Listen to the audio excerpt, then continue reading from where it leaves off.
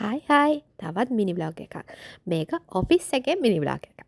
අපේ ඔෆිස් එකේ ටීම් එකේ කට්ටිය කතා වුණා ලන්ච් හවර් එකකට යන්න. ඉතින් අපි ඩිසයිඩ් කරා මේ පාර බ්ලූ ඔබිට් වල ලන්ච් එක ගන්න යන්න. ඉතින් මදුෂ හැමදේම ඇරේන්ජ් කරලා මේ විදිහට අපිව එක්කයි යනවා ලන්ච් එකට. ඉතින් මේ නෙළුම් කුරුණේ තියෙන රෙස්ටොරන්ට් එක. එක්කෙනෙක්ට රුපියල් 9000 ගාණක් තමයි උනේ මට මතක විදිහට. ඉතින් ඉස්සෙල්ලාම අපිට එතන තියෙන එන්ට්‍රන්ස් එකෙන් මේ ලොබි ඒරියා එකට යන්න පුළුවන් වුණා. එතන චුට්ටක් වෙලා ඉඳලා මං හිතන්නේ මදුෂයි දේශානෝයි ගිහිල්ලා කොහෙටද යන්න ඕනි කියලා ඇහුවා. මම මේ ෆෝන් එක අල්ලගෙන වීඩියෝ කර කර ඉන්නත්. ඉතින් ඒගොල්ලෝ අපිව ගයිඩ් කරා ලිෆ්ට් එකට යන්න කියලා. ඉතින් මම මේ විදිහට කැරගෙන මේ ලොබි එකේ ලස්සන බලන්න. ඊට පස්සේ අපි මේ විදිහට මදුෂ පෙරටුකටගෙන ගියා ලිෆ්ට් එක ගන්න. හැබැයි එතන ඉන්නවා එක්කෙනෙක් අපිට හෙල්ප් කරන්න. ඉතින් එයා වෝකි ටෝකියෙන් කතා කරලා මං හිතන්නේ ලිෆ්ට් එක පල්ලෙහාට ගෙනත් දුන්නා. මෙන්න මේ වගේ තමයි අපි ලිෆ්ට් එක ඇතුළට ගියේ. ඉතින් ලිෆ්ට් එක ඇතුළට ගියාට පස්සේ පළවෙනි ෆ්ලෝස් ටික නම් අවුලක්කුත් නැහැ. හැබැයි 20 ගණන් වෙනකොට කන් දෙක ටිකක් අගුල් වැටිගෙන ආවා. ඒක හැපි හැමෝටම ෆීල් වෙච්ච දෙයක්. ඊට පස්සේ ටටා අපි ආවා බ්ලූ ඔබිට් එකට. ඉතින් මේ මගේ සෙකන්ඩ් ටයිම් එක නෙළුම් කුළුන්ට ආපු ෆස්ට් ටයිම් ආවෙත් ඔෆිස් එකේ කට්ටියත් එක්ක.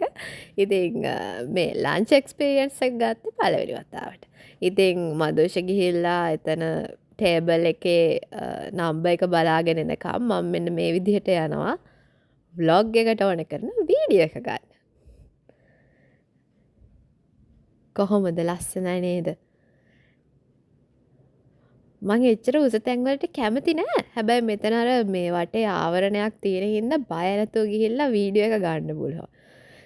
කොහොම හරි මෙන්න මේ බ්ලූ කලර් එකේ තියෙන කාපට් එක පේනවා නේද? අන්න ඒක රොටේට් වෙනවා. ඉතින් අපි හිතලම මේ රොටේට් වෙන තැන තියෙන ටේබල් එකක් තමයි බුක් කරේ.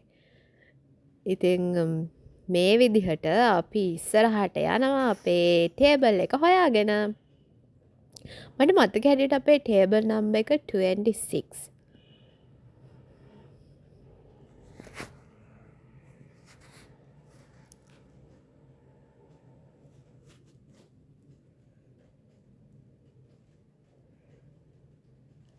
ෆයිනලි අපි හොයාගත්ත අපේ ටේබල් එක. අපි මේ කොතනද ඉන්නේ කියලා හරියට බලන ගමන් ඉන්නේ. එතන හොඳ හින්දා එතන තෝරගත්තා. Table number 26. හරි. දැන් අපි හදන්නේ මේක කොයි විදිහට රොටේට් වෙන්නේ කියන එක තමයි මේ ඩිස්කස් කරන්නේ. මේක යන පැත්ත, යන හැටි, කෝකද යන්නේ, කෝකද ස්ටේබල් තියෙන්නේ. ඒව ටික ඩිස්කස් කරා කන්න කලින්.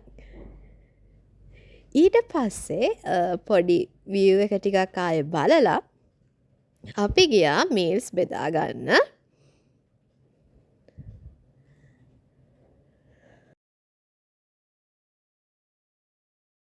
ඊට පස්සේ අපි ගියා මීල්ස් බෙදා ගන්න.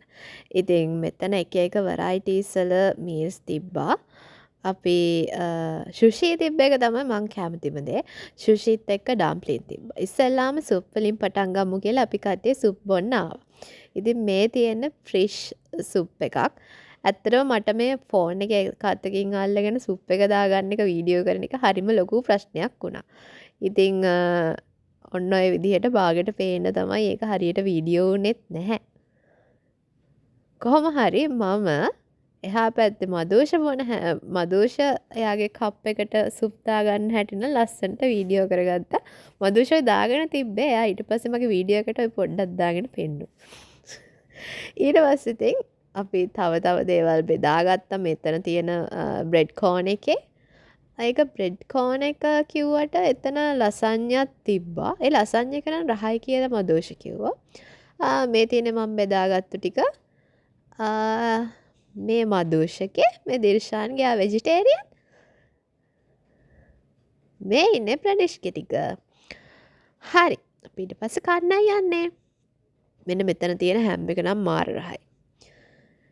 ඉතින් මේ මම කන හැටි මගේ මනස එහෙම වැඩිය හිතන්නේ නැතුව ඔයාලා මේ පිටිපස්සේ බෑග්ග්‍රවුන්ඩ් එක බලන්න. ඔයාලට මේ අපි ඉන්න තැන රොටේට් වෙන හැටි මේ වීඩියෝ ක්ලිප් එකෙන් හොඳට පෙනෙයි. කොයි විදිහටද අපි රොටේට් වෙවි ඩයිනින් කරන්න කියලා. ඉතින් ඒක හරිම ෂෝක් එක්ස්පීරියන්ස් එකක්. හැබැයි ටික වෙලාවක් යනකොට පොඩ්ඩක් දැනෙනවා කැරගෙනවා කියන එක. ඒ වුණාට ඉතින් ඒක හොඳ එක්ස්පීරියන්ස් එකක්. ඉතින් මේ විදිහට අපි ෆස්ට් මීල් එක අරගෙන ඉවර වුණාට පස්සේ මම කල්පනා කරා මේ ෆෝන් එක අරගෙන ගියොත් ආයෙ මට වීඩියෝ කර ඉන්නවා මිසක් හරියට බෙදා ගන්න වෙන්නේ නැහැ කියලා. ඉතින් මම ෆෝන් එක තියලා ගිහිල්ලා මගේ සෙකන්ඩ් ප්ලේට් එක බෙදාගෙන ආවා. ඉතින් එතන තිබ්බ ඒ වගේම මම ගත්තා රයිස් ටිකක්, නූඩල්ස්, ඒ වගේම ෆ්‍රිෂ් අයිටම්ස් ටිකක්. ඊට පස්සේ මං කැමතිම ඩම්ප්ලින් මං ප්ලේට් දෙකක් ඩම්ප්ලින් ගත්තා. ඊට පස්සේ සුෂි. අන්තිමට කොහොම හරි ඩෙසර්ට් කන්න බඩේට තිබ්බේ නෑ. මේ ටික බෙදාගෙන ආවා. ඉතින් එච්චරයි.